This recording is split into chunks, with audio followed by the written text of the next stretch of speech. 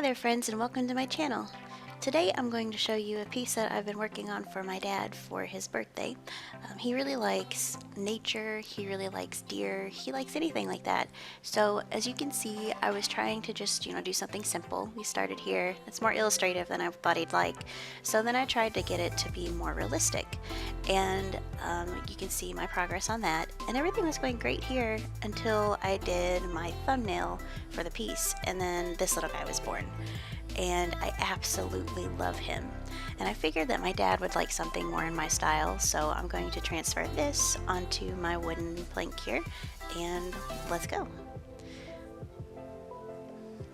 So I started off by measuring everything out.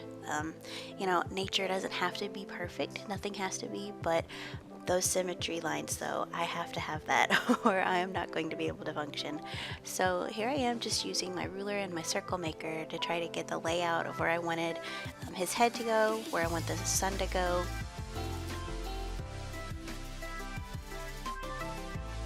I'm just starting with the trees and making simple lines. And I just wanted to do one row. I didn't want to overpopulate anything and make it look messy or cluttered. So I've just got this one row of trees, maybe two in some places, especially down at the center.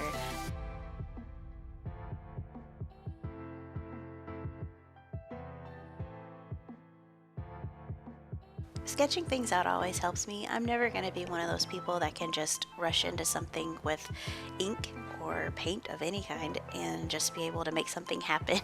That's not something I can do super well. I'm a preparer. I like to plan out everything. So I just added in some triangles for my mountains. You can see I've got two on the sides and then one in the center. And I struggled here trying to get the position of the head right.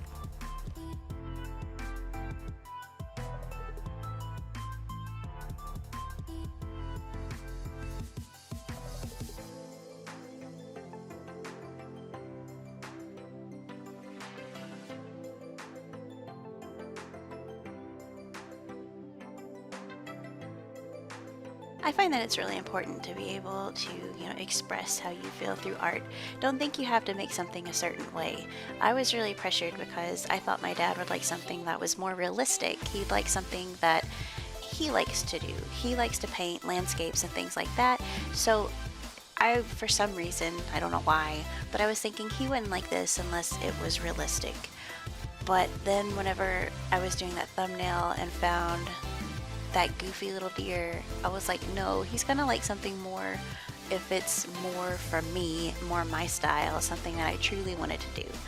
And most of the time you can see whenever someone has more fun when they've made something versus when they had to just like put it out there. I take more time, I put more into it.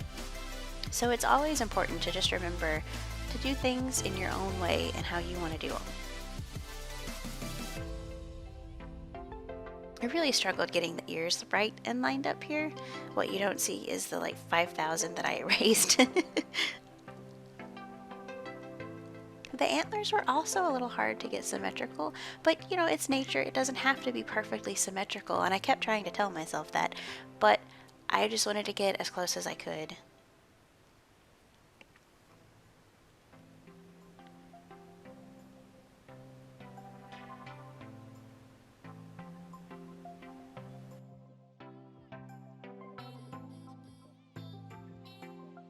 Going in with the mountains, I just like to make the jagged lines.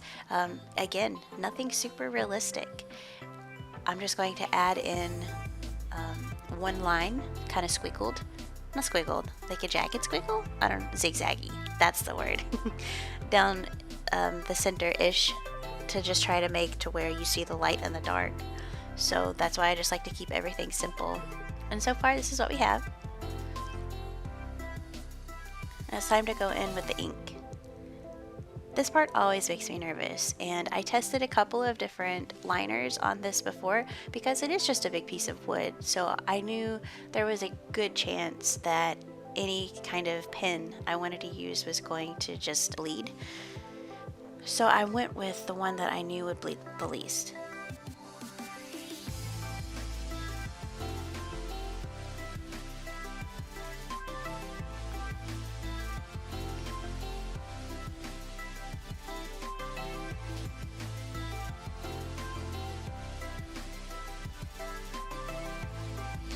I always try to do things in an order that makes sense, like starting the inking process in the upper left since I'm right-handed.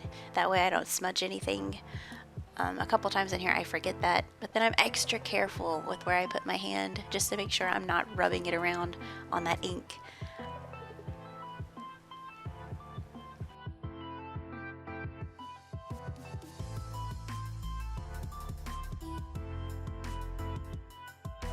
The trees actually took quite a while to ink just because the way I do trees. They're really simple, but it takes a long time because you just go through there, do the outline, making the lines, and then go back through the kind of on the edges to make it look like you've got some needles, the branches that are sticking out, and then some throughout the center so that doesn't look as empty. And this is a process that is really soothing to me. I really like drawing trees this way. It's a really simplistic style, but art is all about making people believe something is there from the lines or from the colors that you use. It doesn't have to be exactly what you're going for, but as long as you can suggest that something is there or something's a certain way, most of the time people are going to pick up on it. I debated for a long time whether or not I wanted more trees in there, especially toward the bottom, but I just thought leaving it more simple was going to be better in the long run because I wanted it to look very clean.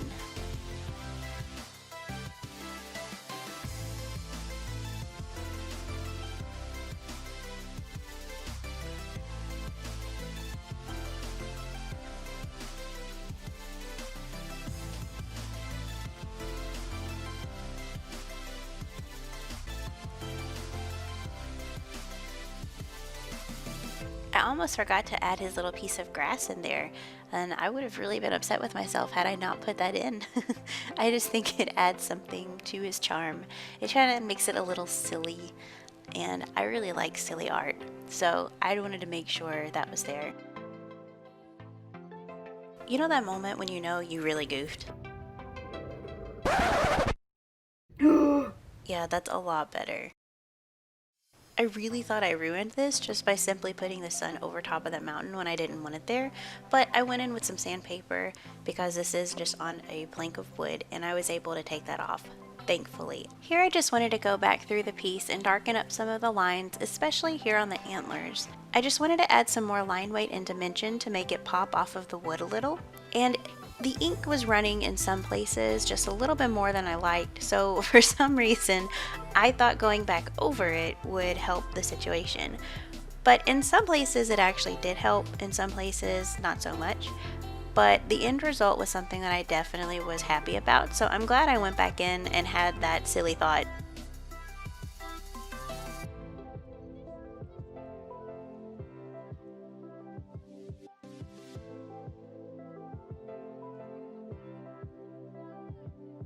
Whenever I'm trying to add small details to a piece, my favorite things to do are just lines and dots. For some reason, that's just what speaks to me. Here you can see that I'm adding the fur texture just by adding a couple of little lines here and there on the deer.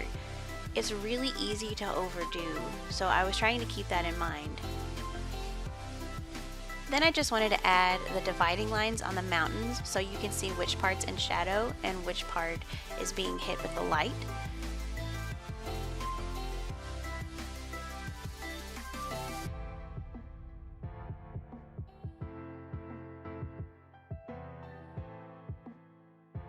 To add the shading on the mountains to show the shadowed areas, I just went in with lines, and I tried to vary the distance between the lines just to give it a little more visual interest. This is how I like to show shading on pieces where I don't actually want there to be a large block of darker color, especially with this since I'm just using a fine liner on wood. I didn't want any areas to be really dark.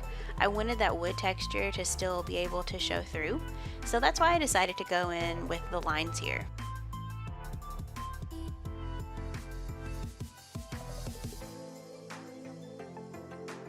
And you can't forget the small spaces between the trees, because I almost did.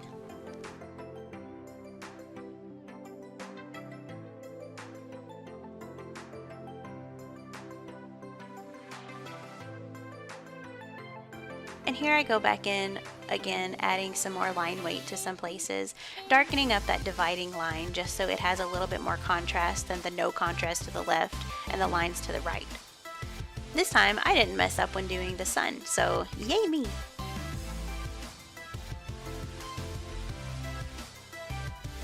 Since I had darkened the center lines on the mountains, I wanted to go back and make that bottom line a little bit darker to help add contrast to the bottom too. And this is where I decided that there needed to be a little bit more contrast with the deer. So I went in with my liner and just completely inked in his nose except for that little highlight area on the top. And I really think this helped a lot. When adding detail to the mountain, I just wanted to add a couple of little lines similar to what I did on the deer for his fur, just to make it show that, you know, there is some texture there and that it's not just a large white blank smooth area. Again, very easy to overdo. My too much gene flexes a lot on things like this, so it was really hard to keep in mind that I needed to kind of tone it back a little and not overpower it with a bunch of just random lines.